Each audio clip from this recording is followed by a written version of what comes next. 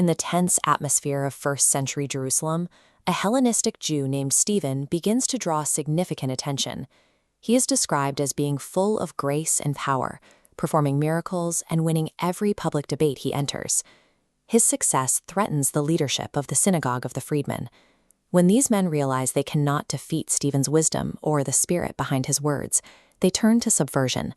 They secretly instigate men to provide false testimony. The accusations are specific. They claim Stephen is speaking blasphemous words against Moses and God, and that he intends to see the temple destroyed and the ancient customs of Israel changed. These charges are carefully engineered.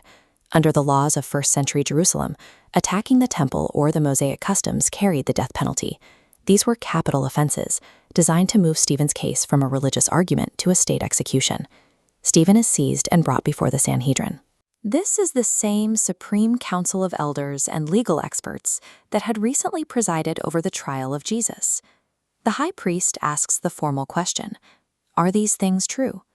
Stephen stands before his accusers with a surprising composure. Those watching him note that his face looks like the face of an angel. Stephen bypasses a standard legal defense. He ignores pleas for mercy and begins recounting Israel's history, gradually shifting the focus from his own actions to the recurring behavior of the council itself.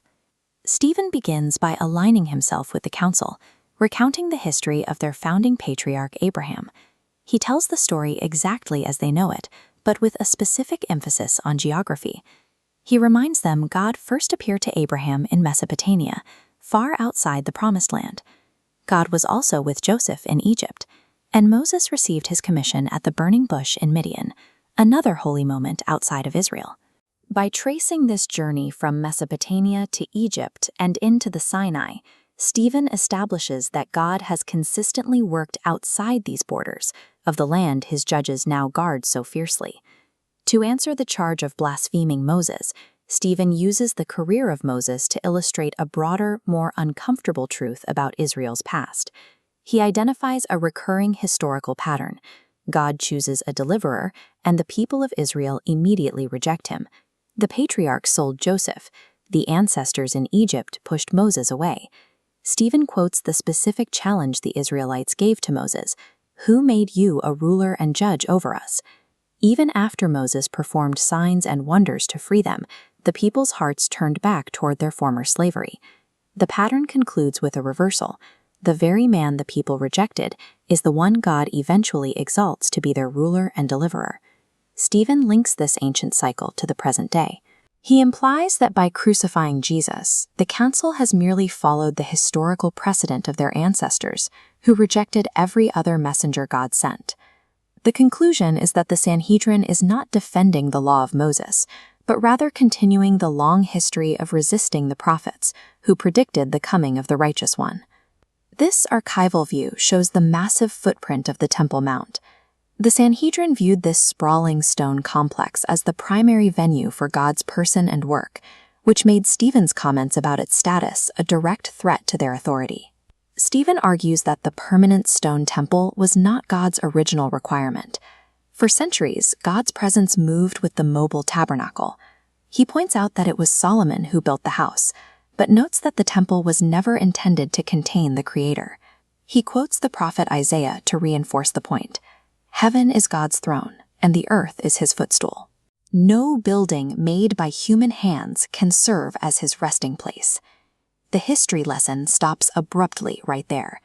Stephen turns his focus to the men sitting before him, calling them stubborn people with uncircumcised hearts who are actively resisting the Holy Spirit. Stephen has effectively switched roles with his accusers. He argues that by fixating on a building, the council has turned the temple into an idol and repeated their ancestors' history by murdering the righteous one. The Sanhedrin's reaction is visceral. Cut to the quick by his words, they lose all judicial restraint, grinding their teeth in brutal antagonism. While the room devolves into chaos, Stephen remains focused. Being full of the Holy Spirit, he looks toward heaven and announces that he can see the glory of God. He delivers a final provocation. He sees Jesus standing at the right hand of God. In this moment, Christ is pictured rising from his throne to receive the first Christian martyr. The crowd covers their ears to block out his words and rushes him out of the city to be stoned.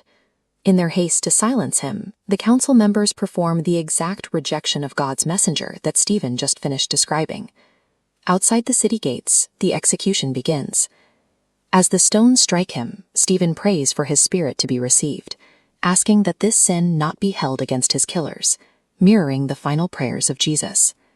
The text notes a specific witness to the scene, a young man named Saul of Tarsus.